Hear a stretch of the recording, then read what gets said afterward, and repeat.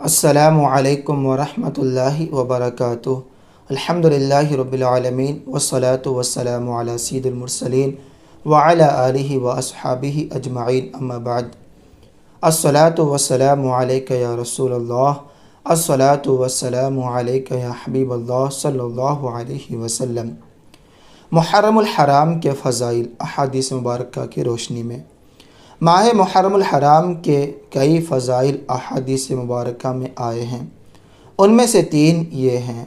پہلے حدیث پاک، ایک شخص حضور نبی اکرم صلی اللہ تعالی علیہ وآلہ وسلم کی بارگاہ میں حاضر ہوا، عرض کی، یا رسول اللہ صلی اللہ تعالی علیہ وآلہ وسلم، رمضان کے علاوہ میں کس مہینے میں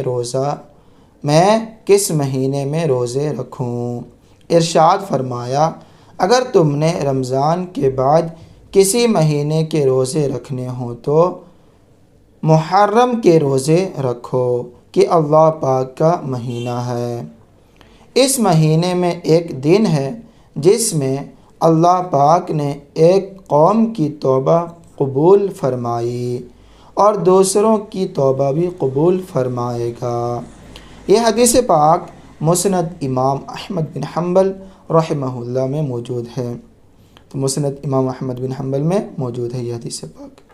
دوسری حدیث پاک، نبی کریم صلی اللہ تعالی علیہ وآلہ وسلم نے ارشاد فرمایا، ماہ رمضان کے بعد سب سے افضل روزے اللہ پاک کے مہینے محرم کے روزے ہیں، اور فرض نماز کے بعد سب سے افضل نماز رات کی نماز ہے۔ یہ حدیث پاک مسلم شریف میں موجود ہے۔ تیسری حدیث پاک، حضرت سیدنا ابو ذر غفاری رضی اللہ عنہ بیان کرتے ہیں کہ میں نے رسول اللہ صلی اللہ علیہ وآلہ وسلم سے پوچھا، رات کا کون سا حصہ بہترین ہے اور کون سا مہینہ افضل ترین ہے؟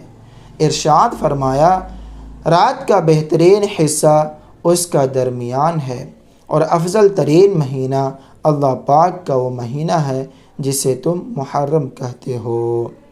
یہ حدیث پاک سنن کبریٰ للنسائی میں موجود ہے۔ تو ناظرین، محرم الحرام کے فضائل کے تعلق سے 3 احادیث مبارکہ آپ لوگوں کے سامنے پیش کیا ہوں۔